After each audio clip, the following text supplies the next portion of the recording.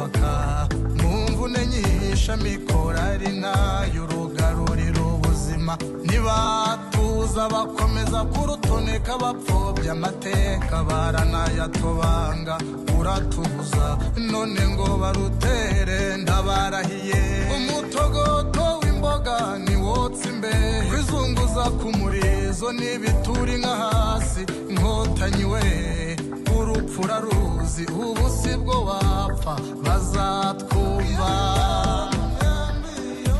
yewe imbanza mu myambi umugabo unesha igitero rudahunga urugamba umugoboka rugamba urirwa ngabwoba rw'isamihigo aho ujya turajyana mu mvura y'amahindu mu rufaya rw'amasasu ye mu bihano baririmba intambwe ku yindi turi kumwe nawe twese abanyarwanda iyirirwa ahandi ikarutaha niyo yaruhanze n'abarutuye bariho ku bwayo simbabazi z'ahandi komeza wande Rwanda we uhamye ibigwi uri mu maboko meza witetere utemba amata utera imbabazi wifitiye umubyeyi rudakangwa induru turi kumwe nawe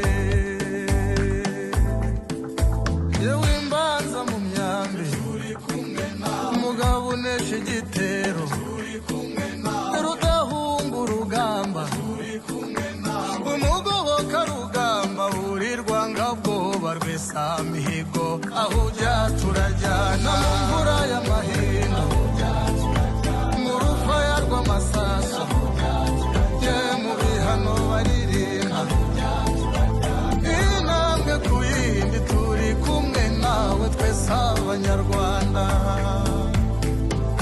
ubundi ruti batinyira ubutwari rukanika amakuza ruhinda n'inkubitagira ishyaka bishanga baganya mu ngabo zabo rutinko rudatinya ku rugamba rutambuka amakenga atinya ntawamugurane igihugu nambwe y'isonga mu iterambere namwenyurira uwanga u Rwanda nta nkurendumva yatsinze urugamba rudasumbwa no mu mvura y'amahindu mu rufaya rw'amasasu ye mu bihano baririmba intambwe ku yindi turi kumwe nawe twese abanyarwanda.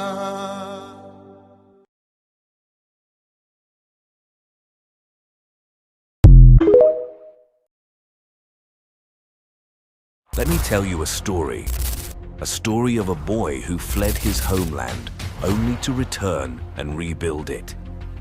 A story of a leader who turned pain into power and despair into hope. This is the story of Paul Kagame, the man who transformed Rwanda into a nation of unity and progress. Chapter 1: The Boy in Exile. Every great story has a beginning. For Paul Kagame, it began far from home. Born in 1957 in southern Rwanda, Kagame's early years were shaped by the turbulence of a nation grappling with its identity. At the age of 2, his family was forced to flee to Uganda, escaping the ethnic tensions that would later erupt into unimaginable violence. Growing up in a refugee camp, Kagame learned the harsh realities of displacement. But even as a child, he carried within him a quiet strength, a determination to one day return to his homeland and rewrite its destiny.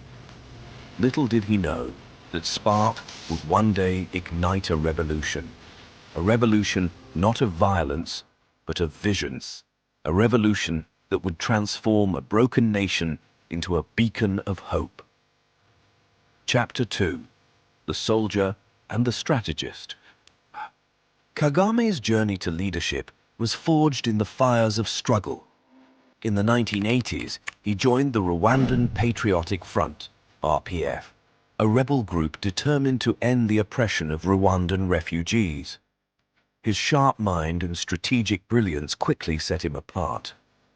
By the early 1990s, he was the RPF's military commander, leading a campaign to reclaim Rwanda for its people. But the road to freedom was paved with unimaginable pain.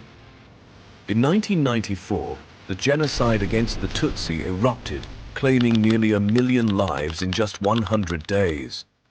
The world watched in horror, but few acted. Kagame and the RPF, however, did not stand by. They fought tirelessly to end the bloodshed, liberating Rwanda and giving its people a chance to rebuild. It was a defining moment, not just for Kagame, but for Rwanda. The nation was broken, but its spirit was not. And Kagame was determined to lead it toward a brighter future. Chapter 3. The Visionary Leader. Kagame's vision for Rwanda was bold and unwavering. He knew that true healing would require more than just rebuilding infrastructure.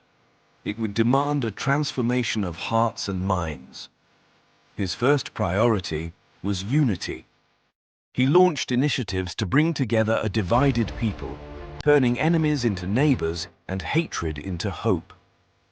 One of his most remarkable achievements was the establishment of the Gakaka courts, a traditional justice system that allowed communities to confront the atrocities of the genocide and move forward together.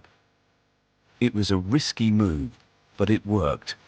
Rwanda began to heal, not just as a nation, but as a people. But Kagame didn't stop there. He knew that Rwanda's future depended on education, innovations, and equality. He invested heavily in schools, ensuring that every child had access to learning. He championed gender equality, making Rwanda the country with the highest percentage of women in parliament worldwide. And he embraced technology, transforming Kigali into Africa's innovation hub. Chapter 4.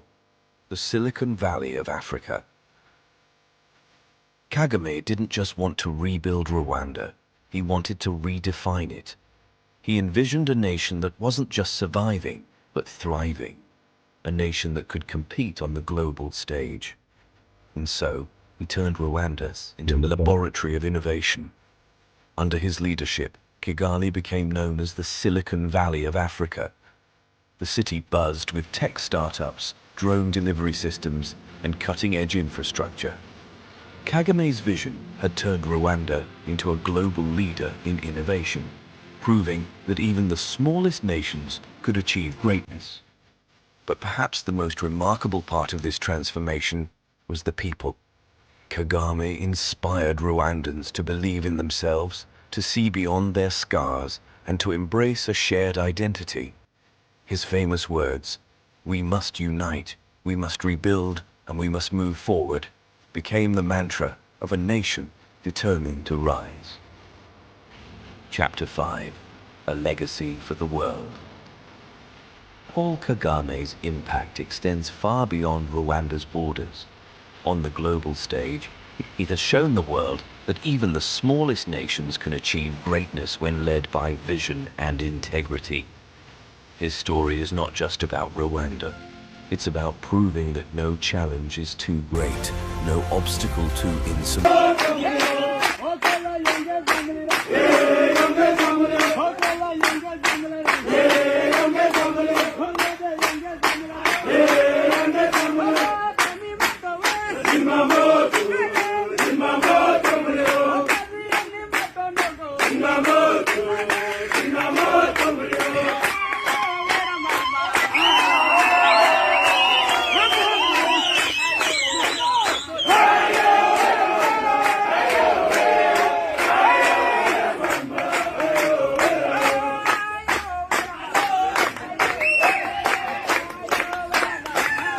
ikintu mukundira se Kagame afite karite nyinshi umuntu atabona ukuntu avuga, so kubivugira yuko ndi imbere ya kamera. Nkunda ko Kagame ari we, niwe, ntabwo ari undi. Nta cyatira runaka cy'umuco, nta ubutwari, kwanga agasuzuguro. Kagame afite karite niko Imana yamuremye, niko Imana yamuremye. Kandi burya nta pièce de rechange, umuntu ameze ukwe uko ameze. Nshimira Imana yamuduhaye. Ese ubu bajya bareba u Rwanda ukuntu yarusanze kuva iyo myaka yose y'izo za repubulika twabonye za mbere. Ntibagira amaso se ngo barebe ukuntu u Rwanda rwari rumeze. Ubu se yazanye maji si yese oya, nuko icara ugatekereza akamenya inyungu y'igihugu cye, akamenya abaturage uko bahagaze. Yewe ahubwo nibaza ese ya mwana w'umuhungu araryama arasinzira, ajya gutekereza ngo umuturage igitoki bagitemye ko byose urabona iyo ajya mu ntara ibintu bamubaza. Ubwo ngira ubwoba nkavuga sinzi niba sinzira. Imana ye niye yamuremye neza uko imufata, ariko tujye tumenya ko ari amahirwe tugira. Ni amahirwe dufite pe. Ni amahoro iwacu, ni amahoro, nta kiruta amahoro. Tuyakesha ndewe, tuyakesha Kagame Paul, niyo mpamvu tuzamutora. Arabakuru